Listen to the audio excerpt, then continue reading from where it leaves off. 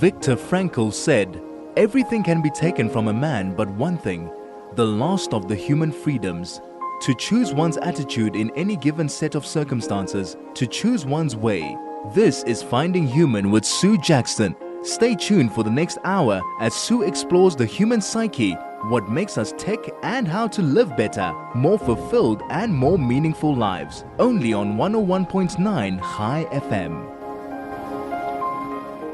Hello, this is Sue Jacksson on the Finding Human program. And my guests today are Mark Wade and Alan Swerdlow, and our topic is Legend and Legacies, which is exploring the history of the South African Jews on TV. We will be discussing it, and I just want to introduce Mark. Mark and I met each other in the High FM studio. He had the program before me, so we used to see each other in the passage, coming and going, and have a bit of a chat. And Alan and I only met earlier this morning. I haven't met him before, but Alan is very well known as an exceptional contribution to South African theatre, film, media, and of course you've been on radio. Often you had your own program, so it's a bit daunting for me to have you, I might add, but it's good to have you. And Mark is a publisher, a television producer, and an executive producer. He produces TV series. And this 8-part series was actually created by Mark and produced by him. And it's an incredible series. If you haven't watched it, you're going to be listening to a lot about it today. It's the most marvelous series. I would encourage you all to actually download it. Download the YouTubes. We'll tell you which link to follow. Right, Mark, going to you. Well done. I mean, this has been a long time coming for you. How long ago did you start this project? Sue, well, firstly, thank you very much for having me on the show, and also having my colleague Alan. We've worked together for the last 3 years on the show. It's probably taken nearly 7 years to put together. It has taken a very, very long time. But then trying to condense 200 years of history into 7 years, I suppose, isn't such a big effort after all. Absolutely. But it is interesting how it started, that my wife's father's family are Sephardis from Rhodes Island in Greece. And I was exploring their history, obviously going back to probably as far back as 70 CE, when they were exiled and Jerusalem was ransacked and they were sent into exile in Babylon. And their journey would probably lasted hundreds of years across North Africa into the Iberian Peninsula and Spain. Then the expulsion from Spain, then they went across the Mediterranean all the way to Greece, and then from Greece during the Nazi Holocaust, they then had to come to Southern Africa. Just one huge story, and out of that I kind of started exploring the South Africa's Jewish community, where they came from and their roots. And as you mentioned, I'd had the program on High, and Kathy Kaler introduced me to Alan, and we started talking about this program, and I think we were sitting and having coffee, and he said to me immediately, he's on board. And I had no money for the project. It was just an idea at that time. And fortunately, a few months later, I was able to raise money for the project. And as I said, we've been working now on it for 3 years, and it has launched recently as a charity premiere in support of the Union of Jewish Women of South Africa, which I think is a very worthy cause. So it's to a sort of select audience, but essentially it's a charity for UJW, and we're very pleased to be working with them. Oh, that's wonderful. And Alan, when you were actually introduced to Mark, and what actually piqued your interest in this? Well, firstly, Mark's passion was so evident, and it was something that he was so committed to. His enthusiasm, I think, just carries everyone along with it. But we were talking about the history of the South African Jewish community and where it came from, how it developed and things like that. And we both realized that this was a last chance, in a sense. We know that the community is dwindling in size. It is very much reduced from its peak back in the very early 70s, 1971, 72, round about then, where it was at its maximum size. And the opportunity to tell this history correctly, properly, in detail, it really was a last chance. And we were determined to do it well and make sure that the history of our community at least is there. If nothing else, it's a resource for anybody doing future studies on the community. And it really was a passion project, I think, on both of our parts, both Mark and myself. And at the time, I love the idea of the history, the story of our community. I have to agree. Those stories piqued my interest, and there were so many things that I'd never knew before. And I was playing them to my husband. We were listening together. I haven't been able to get onto the webinars because of various reasons. So I actually am watching on YouTube, but so that's at my own time. And they have just been some of the stories are just amazing. We will cover some of those. Now, where did you got your funding from the Kirsch Foundation, I see. But so when you came on board, Alan, there was no funding. So the two of you were just passionate friends. You became passionate friends.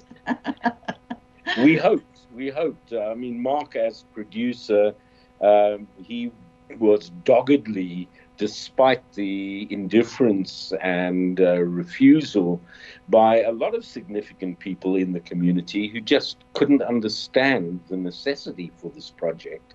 And this was before COVID and before those problems cropped up and how they affect the community. But I just somehow knew that he was going to. I remember, in fact, I'd had to go overseas on a trip with a production, and I went off wondering, if there would be something for me to come back to by the time I got back. And indeed, I returned from Europe, and Mark phoned and said, "We've got the money. Let's go." And it was, we hit the ground running, literally. How fantastic. For you, Mark, it must have been an unbelievable achievement to actually know that you had funding and you could go ahead. Well, my original idea was hopefully to do it as a two-man and a bucky production with a very limited budget, and Alan and I were the cameraman running around the country to do things. But once Alan started doing the research, and in fact, we started with a little library, I think, of 2 books. And soon we had a library of almost 100 books of reference that we were using. We realized that it was going to be a far, far bigger project than we ever anticipated. And Alan really was the brains behind how he was going to structure each episode. And it wasn't just going to be a kind of a chronology going back to 1807 and just each year plodding forward. He'd rather put it into themes. So each episode is almost a standalone theme. We're going to get back to the themes in a moment. The story of the South African Jewish community actually encompasses 3 waves of immigration. The first took place in the early to middle part of the 19th century. The second begins around the end of that century and was completely different in character, origin, and impact. We never spoke about anything. We accepted that when the time will come, we will go to South Africa. And that was about it.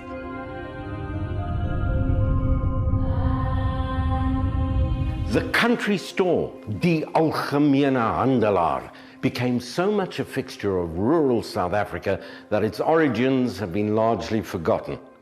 But if you want to draw a line all the way to the huge Jewish corporations of today in the country, this is where they essentially began. They went to the local shop where the Jewish guy had his general dealer, and they all got together quickly for a quick mincha or for a klabias. I only found out she was Jewish after she was dead, and I still to this day cannot explain. Maybe because Afrikaans children didn't ask questions. We've been punished because there's not a single Jewish family that doesn't have children living overseas. And they left because they weren't prepared to live under apartheid, particularly after Soweto and Sharpeville. We begin to understand why so many Jews were prominent lawyers and are prominent lawyers in South African society. A person that was gelernt, das hat gewinn jiches. What she was saying there was that a person that was educated, that was a person that was respected in the shtetl. Ons praat hier reg Engels of Hebrew nie, is maar gemengelmoes van Afrikaans en alles die mekaar is, so dis waar boere-Jood vanaf kom, ja. This is something that the communities, wherever they've gone around the world, have been concerned about their fellow man. I teach at different universities. There are no longer the kind of quantity of young fine arts students who are Jewish that there used to be 10, 15 years ago. You can do social good and you can do good for business. They don't necessarily contradict each other. You can do good business in a social way. This is the story of the South African Jewish community, a small and disparate group that somehow managed to establish itself in a hostile environment at the foot of Africa.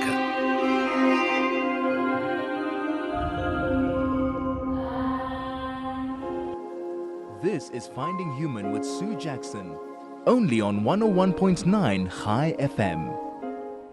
Hello, this is Sue Jackson, and I'm back with Mark Wade and Alan Swerdlow, and our topic is Legend and Legacies, and you've just heard a short introduction to the series. I hope you actually enjoyed that. The person who said that he didn't know that his mother was Jewish was Peter Dirk Ace.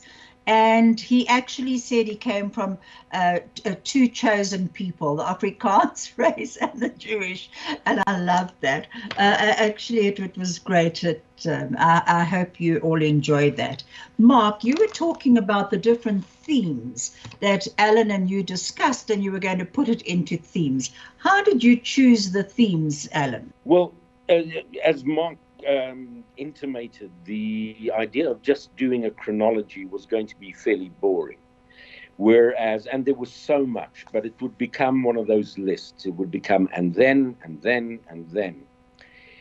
It was a lot more interesting to look at the major themes that have shaped the South African Jewish community, the various aspects of it. So the first episode is an introductory episode. We call it Comings and Goings, and it deals with who we are and where we came from.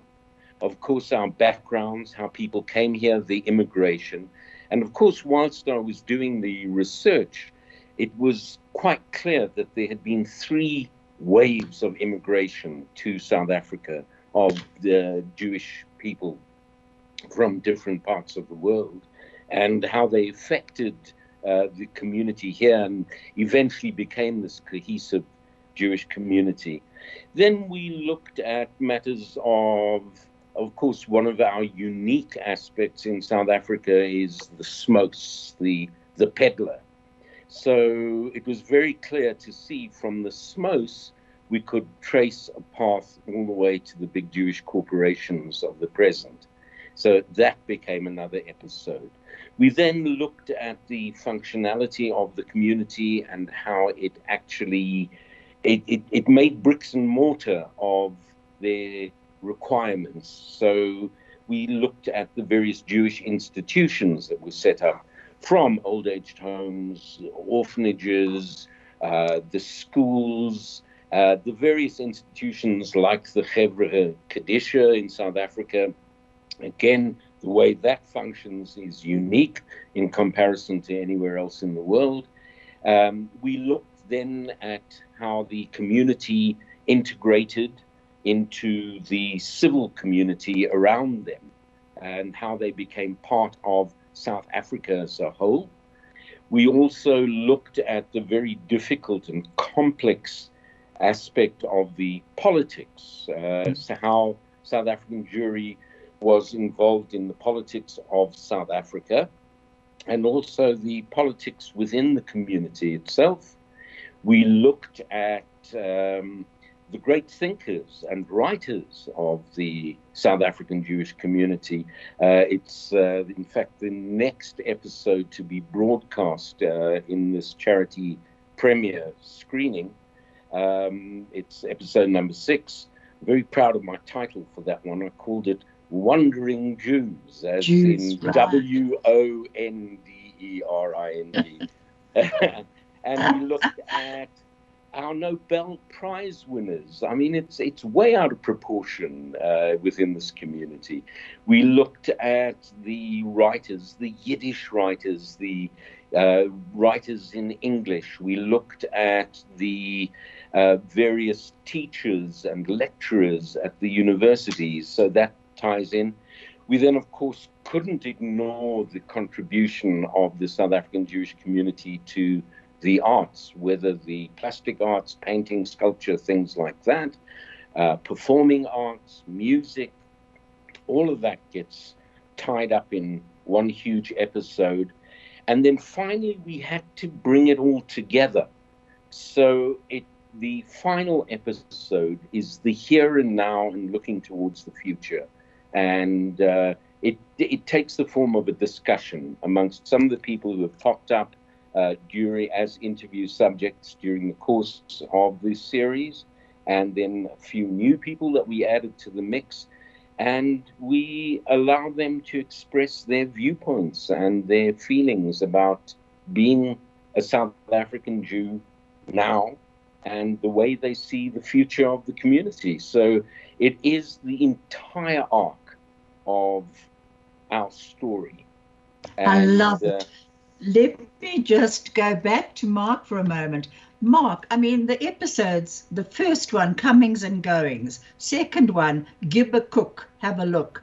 Third one, tangible, something tangible. Fourth one, it all depends. Fifth one, which we've just seen, longings and belongings. And of course, you said the next one is the one, wandering Jews. And then My Child Could Do Better is the 7th. And the episode 8 is Considerations. Now, Mark, looking at all those themes, when you started this project, when you thought about your father-in-law coming from Rhodes, the family coming from Rhodes, what did you ever imagine you would have all these episodes?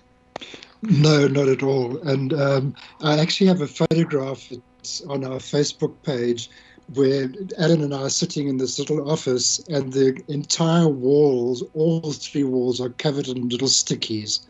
And we had notes and notes and notes, and we used to move these around like a jigsaw puzzle, trying to interlink stories and create something that really happened. And even the idea of the name of the program, it started off as Legends and Legacies, and eventually it turned out to be Legends and Legacies, a story of a community. And we needed to add that tag on to the end of it, because it wasn't just a Legends and Legacies, it was the history and contribution of that community and the story of that community.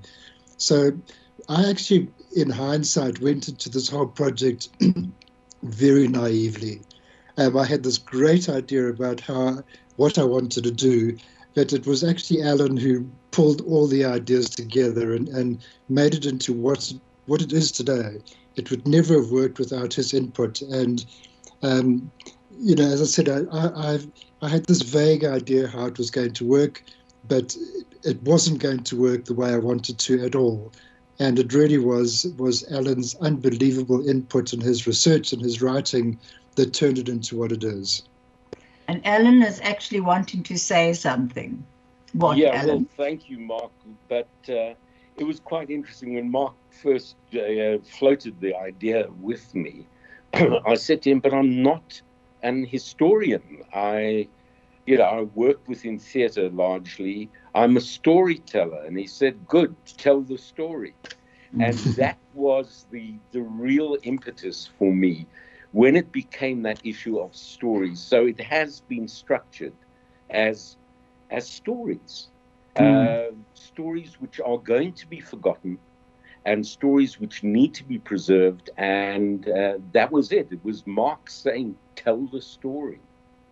And I remember we went through quite a lengthy discussion, because the subtitle went from, it was initially the story of the South African Jewish community, and then we discussed and we decided that was far too definite. We had to say a story of the community, because there are so many stories and different viewpoints.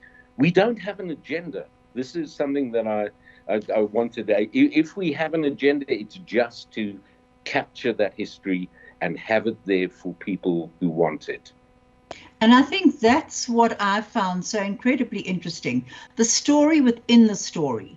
You know, as you say, you don't have an agenda. So some of the people converted to Christianity, others remained Jewish, whatever it was. But, you know, you just told the story. And then you would say, and in further episodes, we will continue the story. So, you know, that alone sort of made me think, oh my gosh, I can't wait to hear more about this story. And incredibly fascinating stories, really. What, for you, Mark, what was one of the most important stories that you heard? You know, we did a road trip. We flew to Cape Town and then climbed into a little minibus taxi and did a slow drive back to Johannesburg, and we visited little communities along the way. Graafrenet, we stopped in those towns that were just a strip mall, and that was all. And we really spent time exploring these little communities, getting to know the people, seeing what they were doing. We had one of the people who were interviewed in that introduction that you did play, the trailer, was Rakla Burayud, who's an ostrich farmer, fourth generation ostrich farmer. And we went to the farm and we interviewed him, and we met the family, and we saw his ostriches and saw the chickens and ducks and goats running around the garden. We were in Graafrenet at the shul, and a bunch of Yemenite Israeli tourists suddenly appeared, and they were there for Shachrit. Oh, my word. You know, and while we were there, they just came in, and fortunately Alan could speak to them in Hebrew and explain what we were doing. But it was, you know, such an incredible experience, just suddenly being there and just seeing these really dark, olive-skinned Yemenites just come in, take over the shul, do Shachrit and leave, and while we were there with our cameras. Unbelievable. Alan, I should imagine you probably speak Afrikaans, English, and Hebrew. Yes, do you? Yes, I do. You do. And actually, you should have had a few more languages for considering the background of people who came. But for me, you know, the stories that really jump out and struck me, of course, one of the most moving is the entire story of Isaac Ochberg and the orphans, which is a phenomenal achievement on the part of the South African Jewish community, and in saving these children from what would have been a horrible, horrible fate. I've had a few of the Ochberg orphan descendants on my program. And I mean, it's just an amazing story, as you say.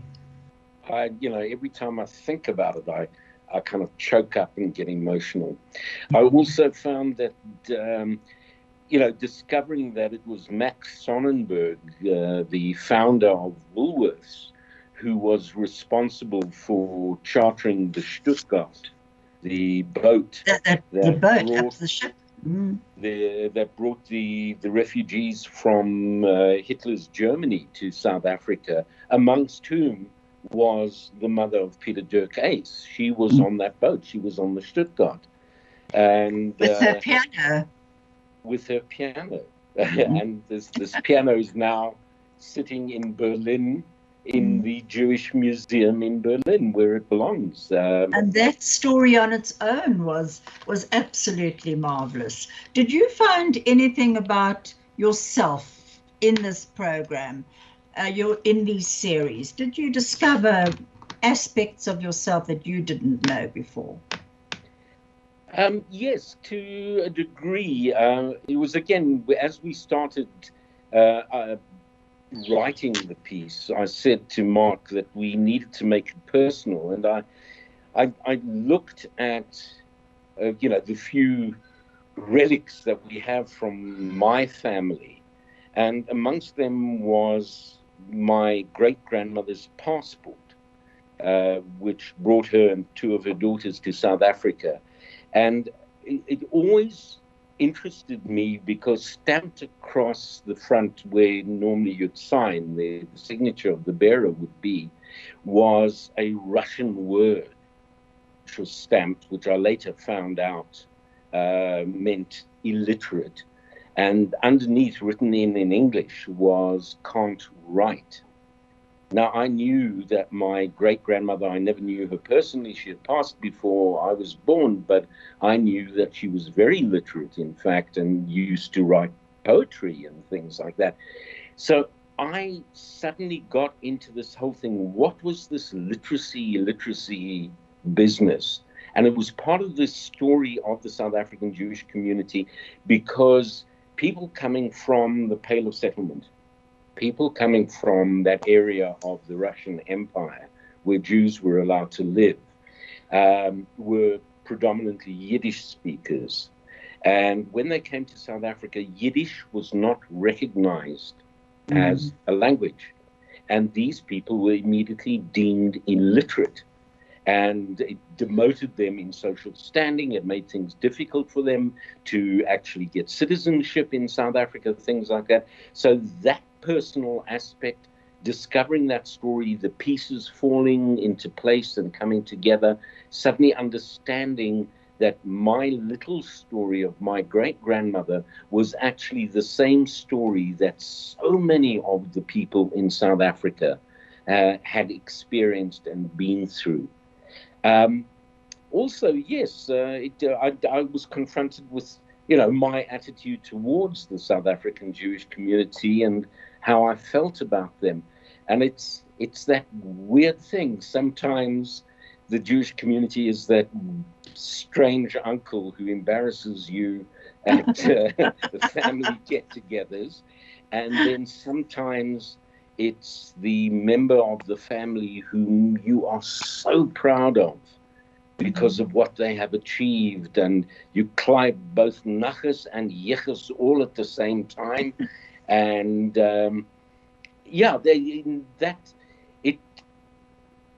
I'll say it stabilized my attitude. It changed my attitude towards a lot of things that had happened within the community, which I'd been dismissive of and critical of. And doing the research, I understood why certain things had happened. So that's how it affected me. We're going to get back to that, and I'm going to be asking you how it affected you, Mark.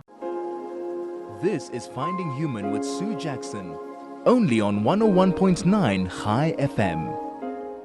I'm back with Mark Wade and Alan Swerdlow, and we're discussing their 8-part series, Legends and Legacy, the story of a community.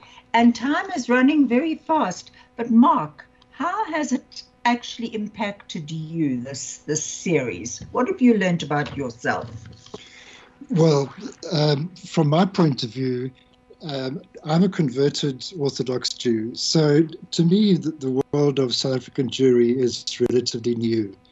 And the process, I think, of doing the conversion and having a Sephardi wife is a two-sided kind of coin that I was thrown into the deep end about the community, and it was that created that interest about the community and who they were and all the different elements. So not being born into it, it was all kind of new to me, and it was something that I really wanted to explore.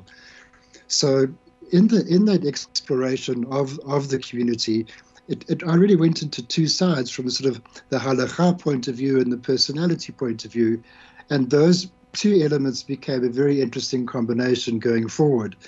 So the more I was learning about the community, the more I was learning about Judaism and learning about the South African Jewish community. So it had many elements to it that were running simultaneously that I think made it even more interesting. I wasn't just an insider who'd been brought up with it and accepted many, many facts and figures that related to how the community had evolved. So it was very much a huge learning curve to me because, you know, in the conversion process, you don't really learn about the history of the community. You're learning about the laws and the rules and regulations. And the experience of working with Alan on the project was suddenly I was thrown into the deep end in terms of who the community were. And his exploration took me even kind of further and further. And as I said, I think at one stage earlier, I went into it almost quite naively. And once we'd been working together on it, I saw the depth of the community.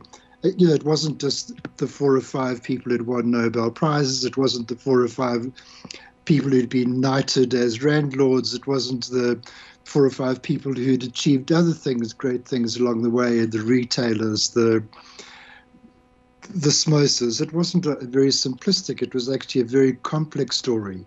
And I think it's going back to what we discussed earlier, a story is what Alan has done, has created a story out of the community. And I think one of the things that we really are quite sad about is that there were so many elements that we had to leave out. And we had to be quite, almost quite ruthless in terms of who we decided in the end to put in and put out. And it wasn't a choice of they were our favorite people or not. It was a case of who really supported the narrative of the story. And, you know, I received so many mails from people saying, you know, my great-great-grandfather or my uncle was the mayor of Vryheid and, you know, or owned the hotel in Blokkiesdorp. You know, those kind of stories we couldn't tell. We had to do the story in very broad strokes and talk about key people. Sad, most of the key people we have spoken about have passed away, but I think they were the ones who really created the 21st century South African Jewish community. You know, Mark, it's very interesting what you have to say. I'm also an Orthodox convert, and for me, it's been incredibly interesting to actually recognize my own family's origins as 1820 settlers, and my one great-grandfather, who was a Baron von Ortel from Prussia.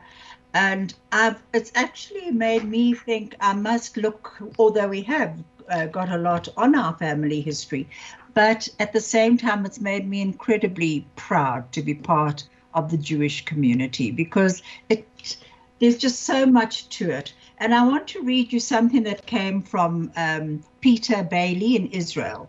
He said, as far as the documentary is concerned, it goes far beyond being a history of the Jewish community, but is a comprehensive social history of 19th and 20th century South Africa. Mark is an excellent director-producer, while Alan has no peer as a presenter, being part raconteur, part historian. This documentary should find its way to the Cannes Film Festival. And he goes on to say, I hope that it finds its rightful place in the lexicon of significant documentaries that examine Jewish life globally. Oh, that's very nice from Peter. I will actually send it on to you. And because it's very true, I think that's what many people are thinking. And you're saying there's so much that you had to leave out. That could be part of another documentary. Oh, we have lots of those lined up. I'm sure you have. Just hang on, I see a few messages has come through. One says our telegram is not working. Okay, so try 34519 then, please. Karen Oshry says, best show. Thank you. Thank you. What I would actually like to mention also is that I love the humor in it. There was humor in it. Now, Alan, tell me about, first of all, the Jewish medicine, the Jewish penicillin. The Jewish penicillin. Well, I mean, this goes back to our earliest presence within Southern Africa. Nathaniel Isaacs was an explorer, adventurer, who came to South Africa. It later turned out, as I did more and more research, discovered that he was connected to some of the other significant families right at the beginning. We're talking about even before the 1820 settlers had hit the shore. And Nathaniel Isaacs went up towards what we know today as KwaZulu-Natal. He was collecting ivory, skins, pelts, things like that. And he became a great friend of King Chaka, which is quite extraordinary that at the time this Anglo-German Jew in the middle of KwaZulu-Natal meets up at Ulundi with King Shaka. So every time he went up into the area, he was always summoned to the court at Ulundi. And the one time he was up there and the message came immediately, you've got to come up to the Royal Kraal. There's a pressing situation. He goes up there and it turns out that one of the Indunas was quite clearly mortally ill. Isaacs had a look at him and thought this guy hasn't got much longer to live. But knowing that King Shaka had this terrible temper and that there could be retribution, he had to find a way out of it. And not being a doctor as such, he just thought, well, something palliative.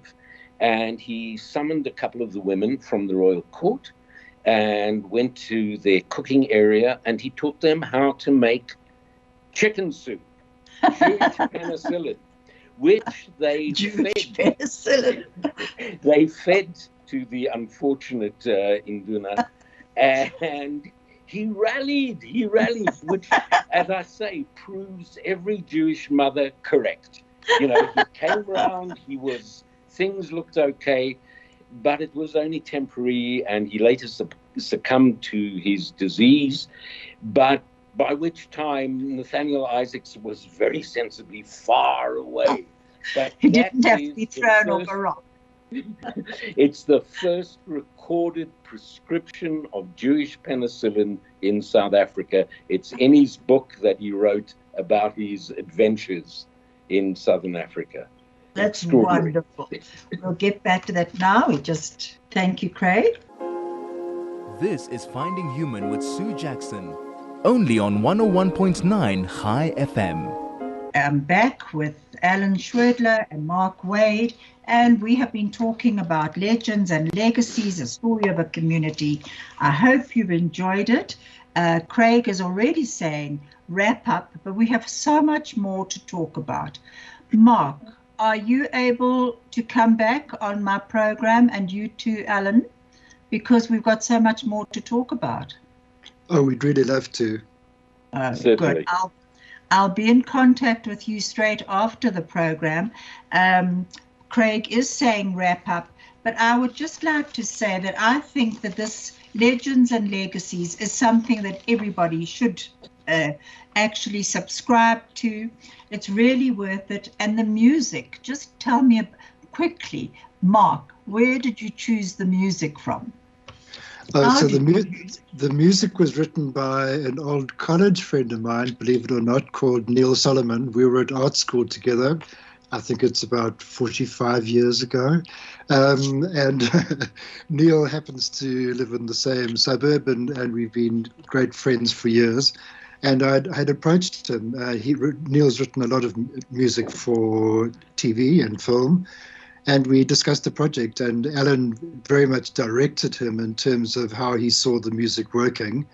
But we fortunately have a music that's written specifically for the project, which I think is quite unique. Most people will just use canned or bought music, whereas we've asked Neil to write music specifically for it. Fantastic. Yeah, to have a composed score is actually quite rare. And we're very, very lucky indeed to have this. It's really something special to add to the entire piece. And it does add to it, very definitely. We're actually going, Craig is saying, wrap up. Thank you, Craig. Thank you, Bussy, for keeping us on Skype and on air. And we're actually going to end with a song that you actually did have. by Johnny Clegg and Savuka on the crossing. Thank you, you Sue. so Thank much. you very much.